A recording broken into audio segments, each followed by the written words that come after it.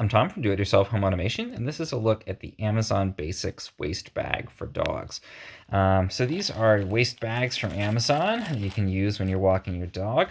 Each set comes with this little plastic holder that you can clip onto your leash, as I've done here. And then the bags themselves come in a refillable little sort of cylinder, and you take a piece of tape off and put it in. I've loaded mine up. This screws off on the end of the holder, and then you just slip the bags in and pull them out through this little opening here. I'll take one of these out, so when you're walking, keeps them on your leash, easy to access. When you're walking, if you need one, you just pull one out and tear it off, and I'll do that.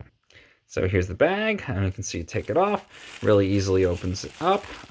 It's not a super thick material, it shouldn't be so thick, but it definitely doesn't tear. It's definitely thick enough to protect your hand. So I'll just go ahead and open this fully.